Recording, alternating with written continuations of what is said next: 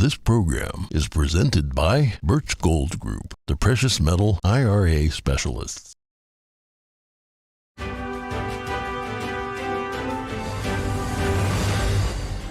Good morning. In today's headlines, 2 trains collided in central Greece, 1 freight train and a passenger train carrying more than 300 people. At least 36 people perished and over 80 were injured. We have the details. The number of official agencies saying the COVID pandemic probably came from a lab leak is growing. Now the head of the FBI is weighing in. Find out what he said. Threats posed to the free world from the Chinese Communist Party. What can be done about it? A select House subcommittee sat down yesterday for the first time to address just that. Chicago's Mayor Lori Lightfoot will not be getting a second term. Results from the election yesterday are in, but no candidate was able to secure more than 50% of the vote. Find out who's moving on to a runoff in April.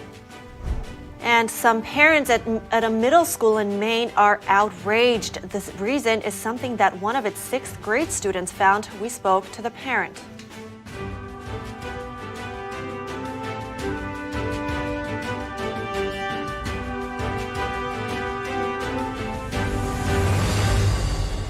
Good morning. Welcome to NTD. I'm Kevin Hogan. And I'm Evelyn Lee. Good morning. Today's Wednesday, March 1st, and we're starting off the day with some sad news. In Greece last night, 2 trains collided, killing and injuring dozens. It was a passenger train carrying hundreds of people that collided with the freight train. Nearly 40 people have died and almost 100 were injured. The high-speed collision caused derailment of several train cars. Multiple other cars burst into flames. NTD's Cost Jimenez has the story. The collision occurred on Tuesday just before midnight. An intercity passenger train traveling from Athens to the northern city of Thessaloniki collided with a cargo train outside the city of Larissa in central Greece. Rescue crews frantically searched for survivors amidst the smoking wreckage. Local officials reported that a powerful collision derailed the 4 front train cars. The first 2 caught fire and were completely destroyed. According to local media, around 350 people were traveling on the passenger train. About 40 were taken to hospital, more than 24 with serious injuries. Around 250 of the rescued passengers were taken by bus to Thessaloniki. Survivors said several passengers were thrown through the windows of the train cars due to the impact. We heard a big bang. It was 10 nightmarish seconds. We were turning over in the wagon until we fell on our sides, until the commotion stopped.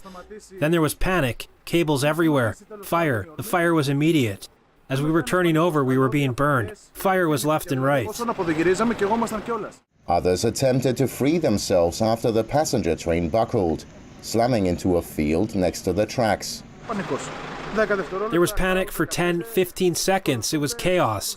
Tumbling over, fires, cables hanging, broken windows, people screaming, people trapped. It was 2 meters high from where we jumped to leave. And beneath there was broken iron debris. But what could we do? We came down. A fire had erupted next to us. This man here, he saw a hole, so we managed to get out from where we were. It's currently unclear what caused the accident. 2 rail officials were taken in for questioning, but have not been detained. The passenger train is operated by an Italian rail transport group that is the main provider for passenger and freight trains in Greece. It runs almost 350 passenger and commercial routes a day. Cost Jimenez, NTD News. FBI Director Christopher Wray says a leak from a Chinese lab likely caused the COVID-19 pandemic. That follows a Department of Energy report that concluded the same. Here's Wray on Fox News discussing the investigation. The Chinese government, seems to me, has been doing its best to try to thwart and obfuscate the work here, the work that we're doing, the work that our U.S. government and close foreign partners are doing. Wray says the FBI has assessed that a lab leak was probably the culprit for quite some time now. For other agencies, along with the National Intelligence Panel, still judged that the pandemic was likely the result of a natural transmission. White House National Security spokesman John Kirby says the U.S. government has not reached a definitive conclusion and consensus on the pandemic's origins. Dr. Marty Makary testified before Congress on the topic yesterday. He says it was a no-brainer that COVID came from the Wuhan Institute. He added it was only an issue because the National Institutes of Health, or NIH, funded the lab. Makary also mentioned how two leading virologists told Dr. Fauci in January 2020 that COVID was likely from the lab. Makary says both scientists changed their tune just days later in the media. He added that both scientists later received $9 million in funding from the NIH. The NIH maintains that evidence suggests COVID originated naturally.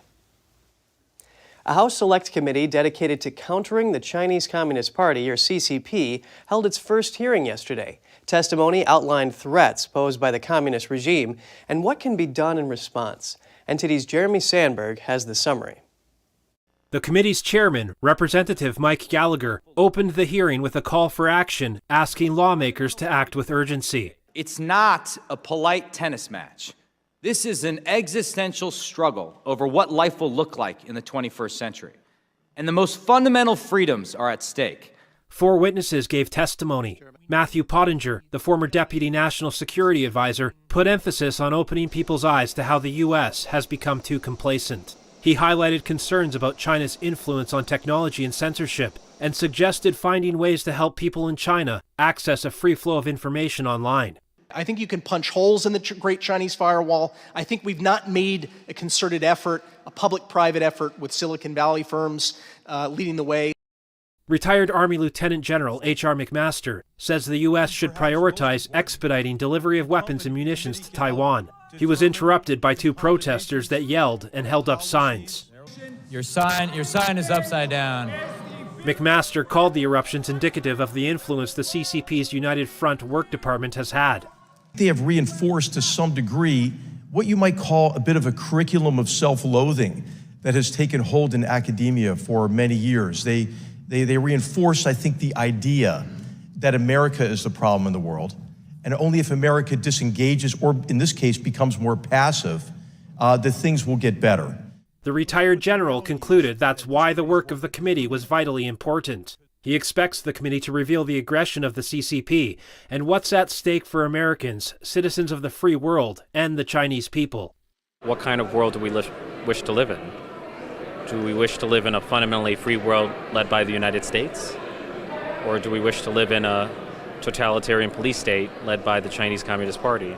Committee Chair Mike Gallagher outlined why Americans should care about threats posed by the Chinese regime and why it's important to selectively decouple the U.S. and Chinese economies. It's not a distant over-there threat, it's a right-here-at-home threat. Take Chinese spy balloon, CCP police stations on American soil, Chinese students being harassed and physically assaulted on American campuses, and then just look at the plight of Hong Kong that I mentioned at the end, which eviscerated the idea of one country, 2 systems.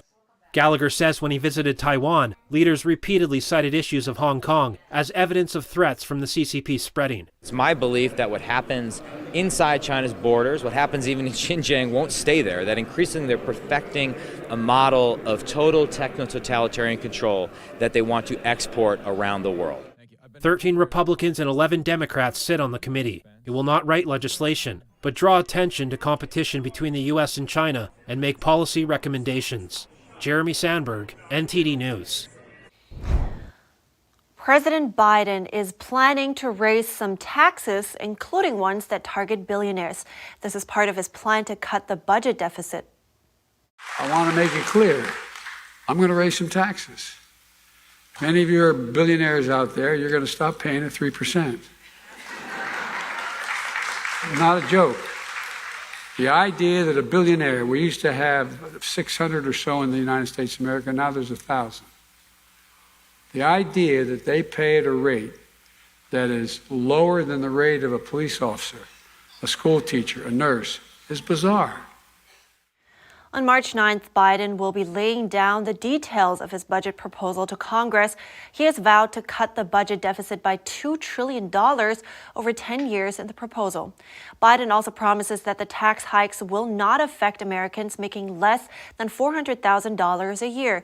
That's a promise he made during the 2020 presidential campaign. The The president has challenged Republicans to release their own proposals and to negotiate over those plans. Republicans are threatening not to raise the U.S. debt limit unless Biden agrees to sharp spending cuts. Biden made the remarks yesterday in Virginia Beach, Virginia. He was at an event focused on government health care programs under Medicaid and the Affordable Care Act. Biden has vowed to strengthen support for those and other federal programs. Chicago Mayor Lori Lightfoot has lost her re-election bid. Votes tallied yesterday showed 2 of her rivals will be moving on to a runoff election in April. Paul Vallis secured the top spot with close to 35% of the vote. That's according to the Chicago Tribune, with around 90% of precincts reporting. Vallis is a former public schools chief in Chicago and Philadelphia. He ran unsuccessfully for Chicago mayor in 2019. Brandon Johnson took the second spot in the runoff race with just over 20% of the vote. Lightfoot had around 16%. Here's Lightfoot and Johnson after the results yesterday. We were fierce competitors in these last few months, but I will be rooting and praying for our next mayor to deliver for the people of the city for years to come. If tonight is proof of anything, it's proof that anything is possible, Chicago. That we can build a Chicago as big and as generous as our promises. That City Hall can truly belong to the people.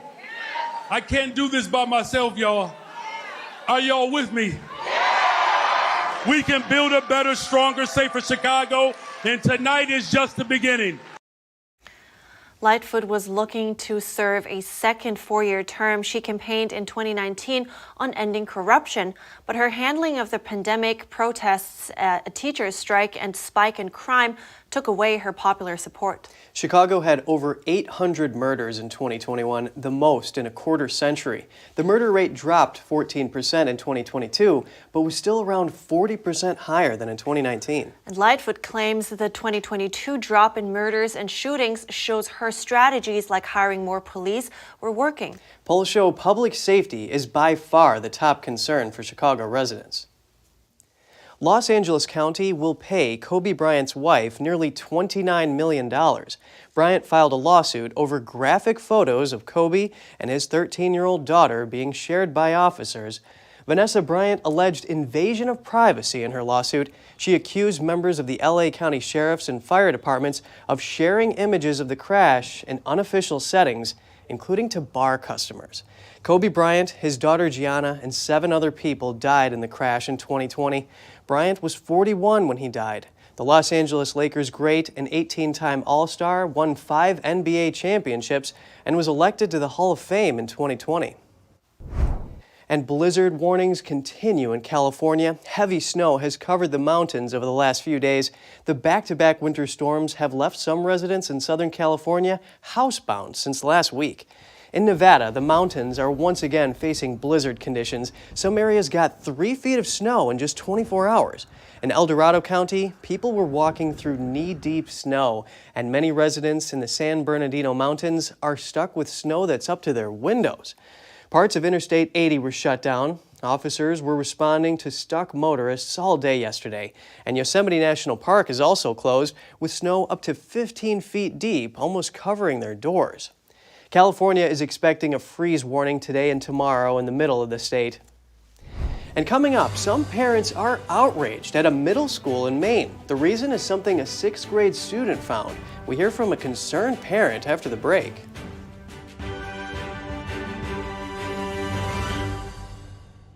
Shenyun Creations, the streaming platform from Shenyun, featuring world-class dance, past programs, and all original music.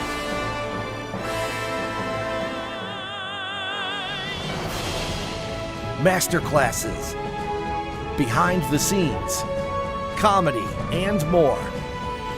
Explore shenyuncreations.com.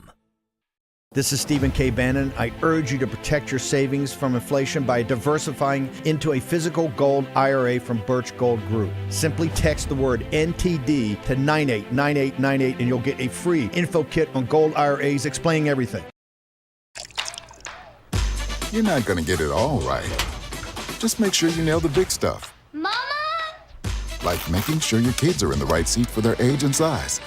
Get it right at nhtsa.gov/the-right-seat.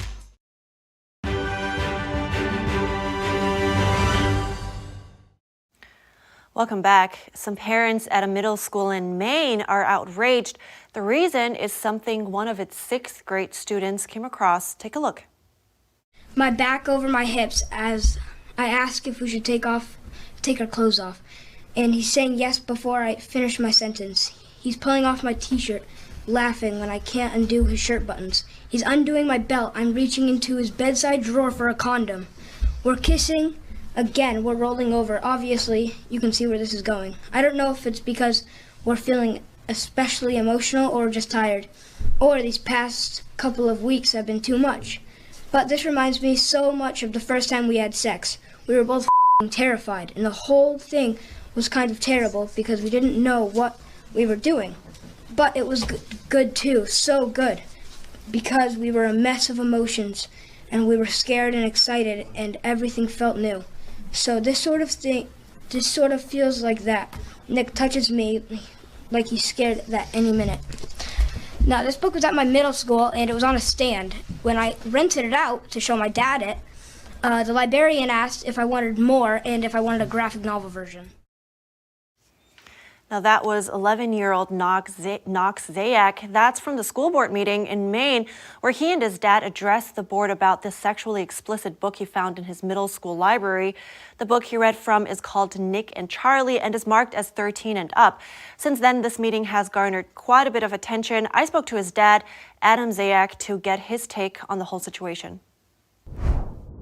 So he actually found this in his library. He was looking for a book for his social studies class, and right in the main entrance on display was a new book, Nick and Charlie, and it actually caught him off guard a little bit because he saw, 2 boys laying in bed together, cuddling, and he kind of turned his head a little bit. And the reason that he kind of noticed it was because I'm dealing with my son in high school with the book Genderqueer, and we've had a lot of discussions about that at the house. And when my son saw this, it set off some bells in his head, and he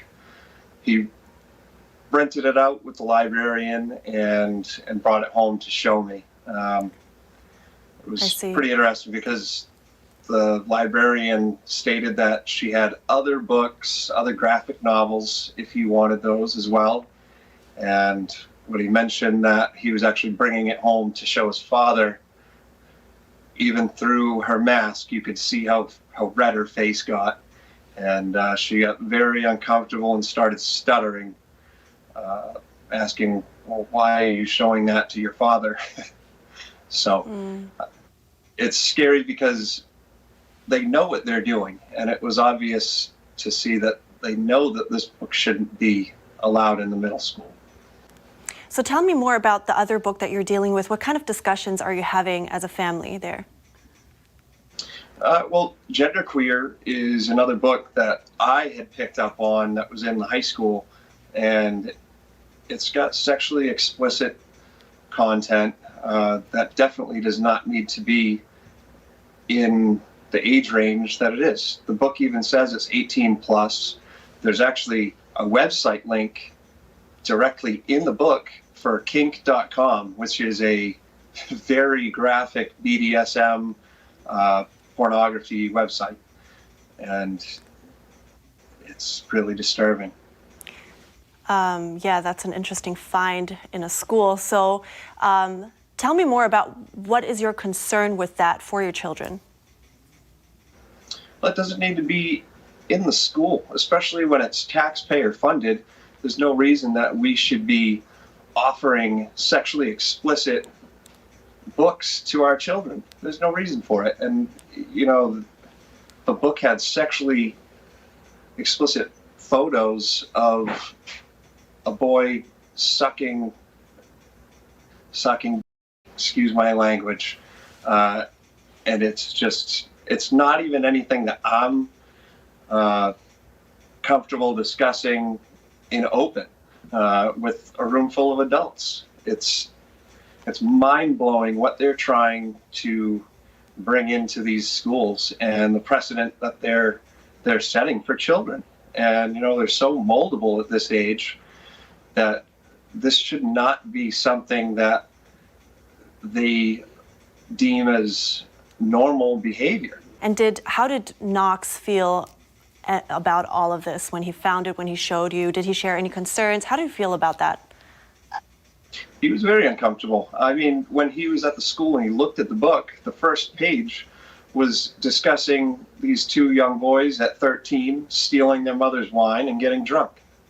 And a couple of pages in from that, it was discussing these two at a party, high school party, I believe, and they discussed getting wasted and then meeting each other in the bathroom to hook up.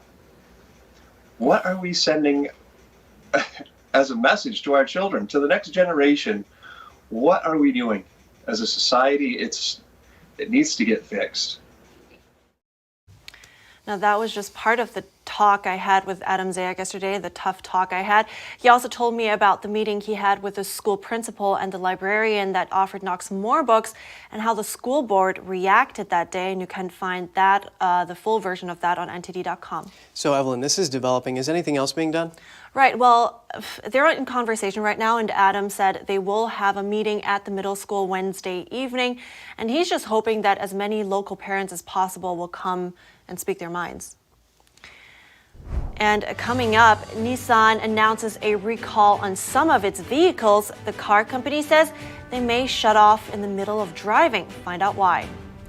And if the fast pace of today's world has you in a tailspin, we may have something to help quiet your mind. That and more when we return.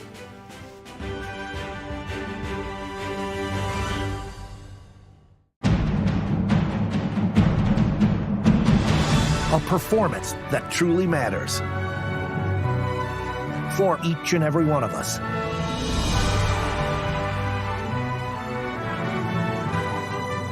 This is what you've been waiting for. See it at least once in your lifetime. Get tickets now at shenyun.com. Communism is evil.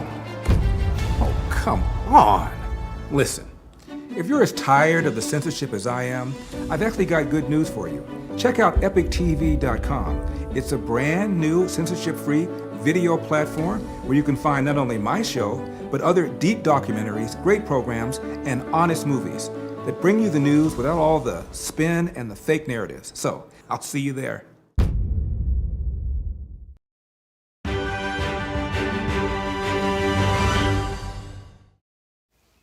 Good to have you back. Electric vehicle maker Tesla will be building a new plant in Mexico. The company has been trying to broaden its operations outside the U.S. Mexican President López Obrador announced the deal yesterday. He said the whole Tesla company was coming to Mexico and that a potential investment into batteries was still pending. The plant will be built in Santa Catarina in the greater Monterrey area. According to a Mexican source with knowledge of the matter, the initial investment will be worth around $1 billion. Further phases could bring total spending to $10 billion. Tesla has car factories in California and Texas. Outside the U.S., it has factories in Berlin, Germany, and Shanghai, China.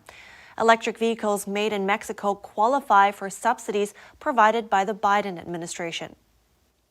Nissan Rogue drivers need to be aware of an important factory recall just announced. The car maker is recalling more than 700,000 Rogue and Rogue Sport compact SUVs. The reason is they can shut off accidentally while driving. The recall is for Nissan Rogues made between 2016 through 2020 and Rogue Sports made between 2017 through 2022. In the design, an internal joint in the key that can weaken over time may allow the key to fold accidentally while in use. If it's bumped while in the ignition, the vehicle can be accidentally turned off, which is dangerous if you happen to be on the road at the time. Nissan says it doesn't currently have a solution to the problem, but advises drivers to avoid attaching anything to the ignition key that might weigh it down. The car maker also says drivers should insert the key into the ignition in a direction that allows it to fold only upward. The company says it will begin alerting individual owners about the recall later in March. Stitching is no longer just a grandmother's activity. Since the pandemic, more and more young people are attracted to this meditative hobby. Let's take a look.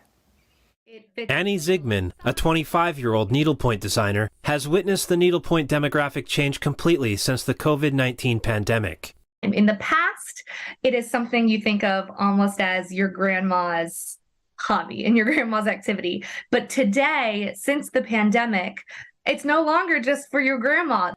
Zigman has seen a growing interest in stitching among younger generations.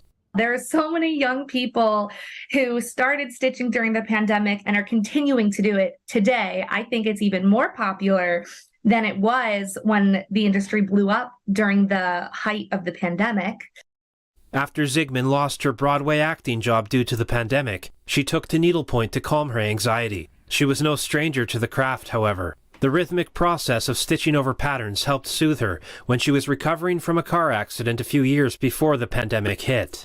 Ann Goodman, the owner of Annie & Company, says the craft's sense of community has brought people together not just online, but in person as well. I think during the pandemic they were doing it by themselves and at home and getting the benefits of the meditative part. But now that people can meet again in groups, that they are being able to share their progress, learn from each other, and that sense of community, of belonging to a group that shares common interest. Goodman now often hosts events and classes for young stitchers to cater to the demand. On a cold, rainy winter day, 9 young women stitched together and enjoyed each other's company, some meeting for the first time in person. Stitch Club New York City is an Instagram group that meets at Annie & Company and other businesses a couple of times a month in person. Followers of the Needlepoint Club have grown from 1,000 in May 2020 to more than 2,000 in February 2023, all done without any advertisements or sponsored posts. Leanne Tucci, a 36-year-old organizer of the club, says needlepoint helps her unwind. It's just really fun. We go and explore different shops each month. And I like it. It's nice. It gives me something to do, when I get home from a long day at work. Instead of being on my phone all night, I sit, I watch TV, or I stitch, and it's just relaxing.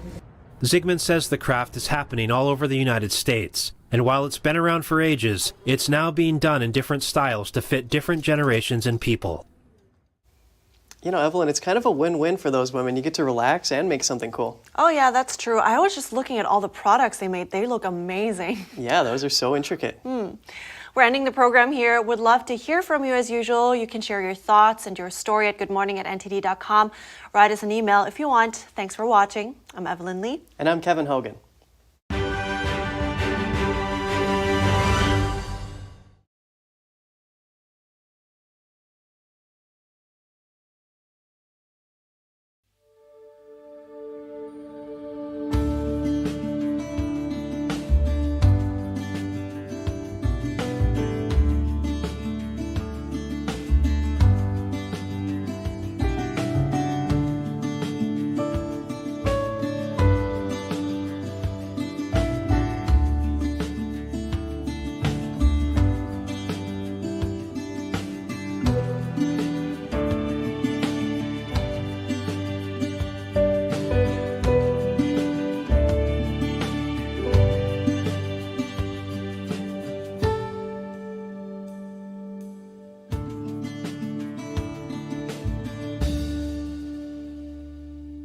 Thanks for watching us on YouTube. Did you know YouTube only keeps selective videos on its platform? So if you want to make sure you get the full picture, just subscribe to our newsletter. Go to newsletter.ntd.com and sign up. It's free.